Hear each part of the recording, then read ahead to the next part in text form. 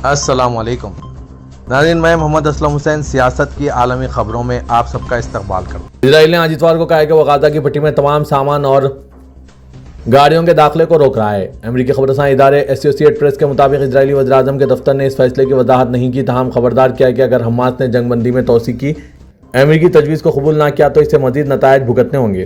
اگرچہ فوری طور پر یہ واضح نہیں ہو سکا ہے کہ آیا امداد کی فراہمی مکمل طور پر روک دی گئی ہے۔ اسرائیلی وزیر خارجہ جیدون سائر نے آج اتوار کو ان کی حکومت کی طرف سے امداد کی فراہمی معطل کرنے کے بعد غزہ میں قحط کے خطرے کے بار بار انتباہی پیغامات کو جھوٹ قرار دیا۔ انہوں نے یروشلم میں ایک پریس کانفرنس کے دوران کہا کہ اس بھوک کے دعوے کے حوالے سے اس تمام جنگ میں جھوٹ بولا گیا، یہ جھوٹ تھا۔ اس نے اسرائیل پر الزام عائد کیا کہ وہ غزہ کی پٹی میں جنگ بندی میں توسیع کی ایک نئی تجویز کو اپنا کر اسے کمزور کرنے کی کوشش کر رہا ہے۔ عسکریت پسند گروہ کا کہنا تھا کہ اسرائیل کی جانب سے امداد بند کرنے کا فیصلہ سستی بھتہ خوری، جنگی جرم اور جنگ بندی معاہدے پر صریح حملے کے مترادف ہے۔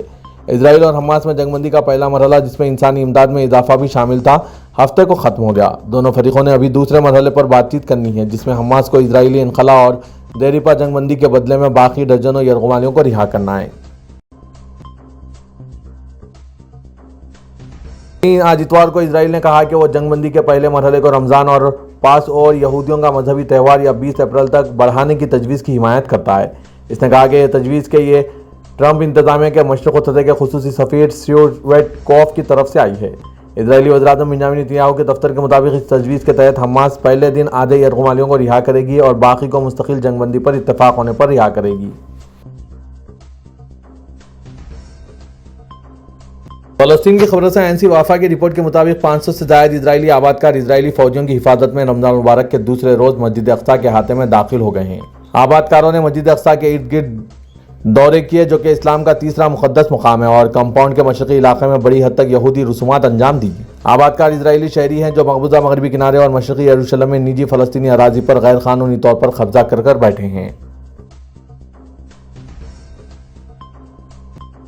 غزہ کی سول ڈیفنس ایجنسی نے آج اتوار کے روز جنوبی شہر خان یونس کے قریب اسرائیلی توپ خانے کی گولہ باری اور ٹینک فائر کی اطلاع دی ہے، کیونکہ دونوں فریقین اس بات پر متفق نہیں تھے کہ فلسطینی علاقے میں جنگ بندی کو کس طرح تول دیا جائے۔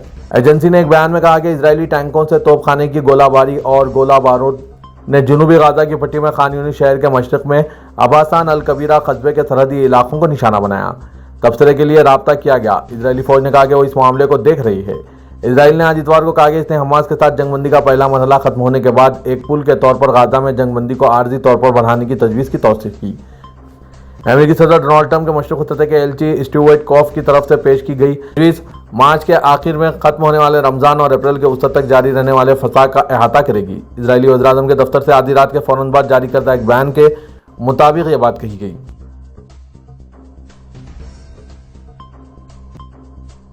برطانوی وزیراعظم کیئر سٹارمر نے یوکرین کے صدر زیلنسکی سے ملاقات کی۔ یوکرین کے وزیر خزانہ نے کہا ہے کہ ڈاؤننگ اسٹریٹ میں ایک میٹنگ کے دوران سٹارمر نے کہا کہ یوکرین کو پورے برطانیہ کی حمایت حاصل ہے۔ اس دوران انہوں نے دیرپا امن کے حصول کے لیے برطانیہ کے عزم پر زور دیا۔ انہوں نے کہا کہ برطانیہ نے یوکرین کی دفاعی صلاحیتوں میں مدد کے لیے 2 ارب پاؤنڈ کے قرض پر اتفاق کیا ہے۔ انہوں نے کہا کہ زیلنسکی اور سٹارمر نے British chancellor of the exchequer Richard Reeves کے ساتھ مل کر ہفتے کی شام ایک ویڈیو کانفرنس کے ذریعے بات کی۔ اس دوران زیلنسکی نے سٹارمر کے ساتھ نتیجہ خیز اور پرجوش ملاقات کی تعریف کی اور روس یوکرین تنازع کے آغاز کے بعد سے ہی برطانیہ کی طرف سے یوکرین کو دکھائے جانے والے تعاون کے لیے ان کا شکریہ ادا کیا۔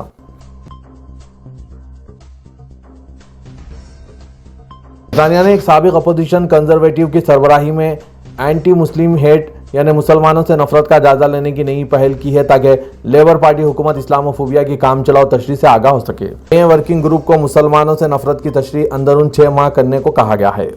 نائب وزیر اینجلا نینس نے کہا ہے کہ ہمارے معاشرے میں اینٹی مسلم ہیٹ کرائم ناقابل قبول ہے، اس کے لیے کوئی جگہ نہیں ہے۔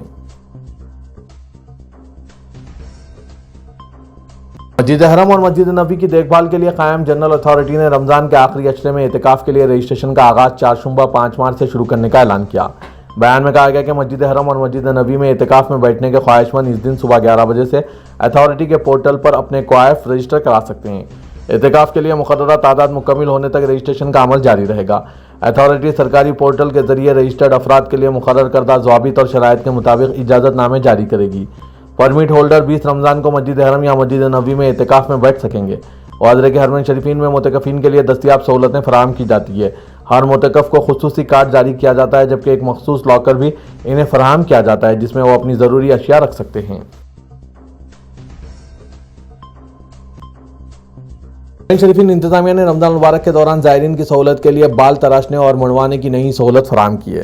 سبق ویب سائٹ کے مطابق حرمین انتظامیہ زائرین کو بہترین خدمات کی فراہمی کے لیے کوشاں ہیں۔ انتظامیہ نے کہا ہے کہ مروا کے علاقے میں 5 مختلف مقامات پر بال تراشنے اور منڈنے کے سہولت فراہم کی ہے۔ متحرک سروس میں تجربہ کار افراد کام کر رہے ہیں جو سینیٹائز مواد انتہائی مہارت سے استعمال کرتے ہیں۔ زائرین کو معیاری اور اعلیٰ کوالٹی کی فراہمی کو یقینی بنانے کے لیے سروس مناسب قیمت میں دستیاب ہے۔ خادم حرمین شریفین گیسٹ پروگرام کے تحت آنے والے شاہی مہمانوں کے چوتھے گروپ نے کنگ فہد قرآن کمپلیکس کا دورہ کیا۔ سعودی خبر رساں NCSPA کے مطابق چوتھے گروپ میں 250 افراد شامل ہیں جو جنوبی ایشیا، وسطی ایشیا اور آسٹریلیا کے 14 ملکوں سے تعلق رکھتے ہیں۔ ان ملکوں میں Pakistan, India, Bangladesh, Sri Lanka, Nepal, Maldives, Kazakhstan, Kyrgyzstan, Tajikistan, Georgia, Austria, New Zealand اور روس شامل ہیں۔ یہ دورہ جو رمضان کے آغاز کے ساتھ ہوا، شاہی مہمان قرآن کمپلیکس کے مختلف شعبوں میں پہنچے، قرآن پاک کی طباعت کے مختلف مراحل کا مشاہدہ کیا اور معلومات حاصل کی۔ انہیں قرآن پاک کے تحفظ کے لیے کی جانے والی کوششوں اور مختلف زبانوں میں اس کے ترجمے کے بارے میں بھی بتایا گیا ہے۔ کنگ فہد قرآن پرنٹنگ کمپلیکس سالانہ 2 کروڑ نسخے تیار کرتے ہیں۔ کمپلیکس میں قرآن پاک کا 76 زبانوں میں ترجمہ اور خصوصی اپلیکیشن تیار کی ہے جو مسلمانوں کو قرآن پڑھنے اور اسمارٹ فونز پر مختلف ملکوں کے افراد کو قرآن سننے کے قابل بناتی ہے۔ دورے کے اختتام پر کمپلیکس کے عہدیداروں نے مہمانوں کو قرآن پاک کے نسخے تحفے میں پیش کیے۔ وادر کے 66 ملکوں کے 1000 عمرہ زائرین کی میزبانی کی جا رہی ہے جو 4 کروبوں میں سعودی عرب پہنچے۔ سعودی عرب میں محکمہ موسمیات کے قومی مرکز نے کہا ہے کہ پیر سے جمعے تک مملکت کے بیشتر علاقے بارش کی زد میں رہیں گے۔ سبق ویب سائٹ کے مطابق مرکز کے بیان میں کہا گیا کہ گرد آلود تیز ہوائیں بھی چلیں گی جن کی رفتار 60 کلومیٹر فی گھنٹے تک پہنچنے کا امکان ہے۔ موسمیات کے قومی مرکز کا کہنا ہے کہ پیر کی شام سے منگل تک مدینہ ریجن، پیر کی شام سے جمعرات تک مکہ ریجن، منگل کی شام سے جمعرات تک حائل ریجن، پیر کی شام سے جمعرات تک تبوک ریجن، منگل سے جمعے تک قصیم ریجن، جبکہ ریاض اور الشرقیہ ریجن منگل کی شام سے جمعے تک بارش سے متاثر ہوں گے۔ الحدود شمالیہ اور الجوف ریجن چہارشنبے سے جمعرات، البہا اور رسیر ریجن کے علاقے جمعرات اور جمعے کو بارش کی زد میں رہیں گے۔ پاکستان کی فوج کے سربراہ جنرل عاصم منیر نے کہا ہے کہ دہشت گردی کے پیچھے ایک منظم غیر قانونی اسپیکٹرم ہے جس کی پشت پناہی کچھ مخصوص عناصر کرتے ہیں۔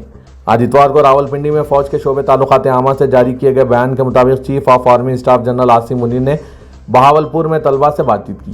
آرمی چیف نے اس موقع پر کہا کہ پاکستان اللہ کا عطا کردہ ایک انمول تحفہ ہے جس کو اللہ نے بہت سی نعمتوں سے نوازا۔ جنرل عاصم منیر نے کہا کہ ہمیں کبھی بھی اپنے عقیدے، اسلاف اور معاشرتی اقدار کو نہیں بھولنا چاہیے۔ ان کا کہنا تھا کہ ملک کی ترقی کے لیے ہم میں سے ہر کسی نے اپنے حصے کی شمع جلا دی ہیں اور بلا وجہ تنقید کی بجائے اپنی توجہ خود کی کارکردگی اور فرائض پر مبذول رکھنی ہے۔ انہوں نے کہا کہ جب تک عظیم مائیں اپنے بچے پاکستان پر نچھاور کرتی رہیں گی اور یہ قوم بالخصوص نوجوان اپنی افواج کا شانہ باشانہ کھڑے رہیں گے تو کوئی بھی ہمیں نقصان نہیں پہنچا سکتا۔